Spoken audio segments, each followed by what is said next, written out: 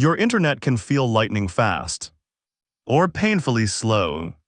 A streaming buffers, video calls freeze, games lag, and sometimes the problem isn't your ISP. It's your Wi-Fi. Not just the router, not just the signal, but the generation of Wi-Fi you're actually using. Most people have no idea what all those letters and numbers mean, and why some devices scream along, while others crawl. Here's the simplest way to think about Wi-Fi. Wi-Fi is like a highway.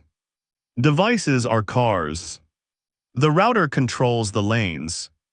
More lanes mean more data moves at once. Faster lanes mean less waiting in traffic.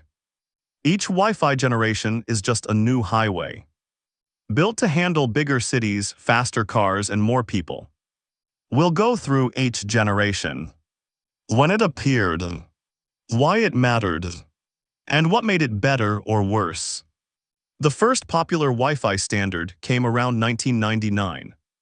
The problem: people wanted wireless networks. Ethernet cables were slow and messy. Wi-Fi 1 gave 11 megabits per second. Tiny by today's standards. Enough to check email or browse simple websites. It ran on the 2.4 gigahertz band. That meant walls didn't block it easily. Weakness, speed, and interference. Microwaves, cordless phones, and neighbors could easily jam it. This was the early era of laptops and tiny networks. Mostly home and small offices.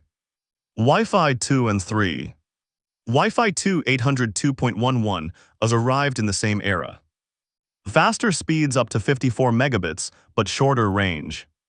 Then Wi-Fi 3 802.11g merged the best of both.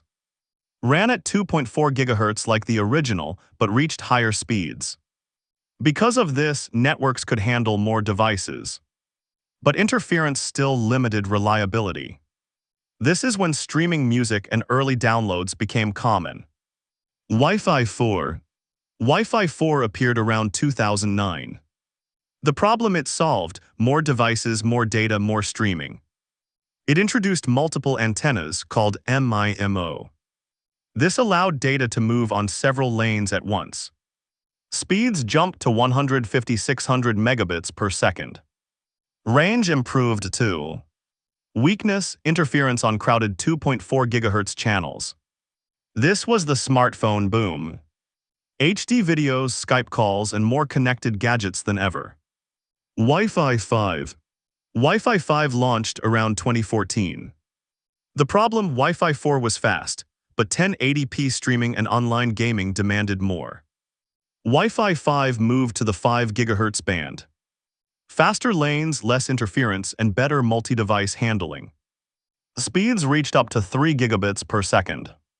Weakness: 5 gigahertz doesn't travel as far through walls. That's why upstairs bedrooms often lag. This is the era of smart TVs, consoles, and connected homes. Wi-Fi 6. Wi-Fi 6 came around 2019. The problem: crowded networks. Smartphones, laptops, smart fridges all at once. Wi-Fi 6 introduced smarter lane management. OFDMA and MIMO let the router talk to many devices at the same time. Speeds can top 10 gigabits per second. But real benefit: no more device traffic jams. Weakness: older devices can't take full advantage. This is the era of streaming 4K, cloud gaming, and IoT overload. Wi-Fi 6E. Wi-Fi 6E is essentially Wi-Fi 6, but with a new 6 gigahertz band. The problem it solves: spectrum shortage. More lanes, less interference. Faster speeds for fewer devices per lane. Weakness: 6 gigahertz doesn't travel far. And most devices need to support it.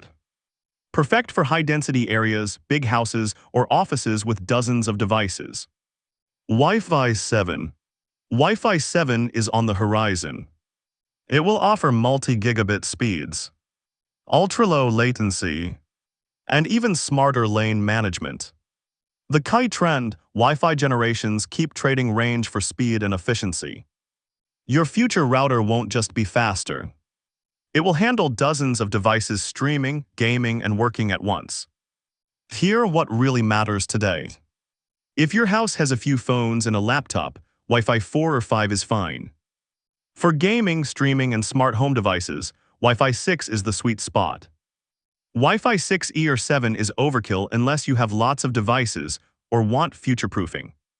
The myth, higher number equals instant speed boost. Not always true.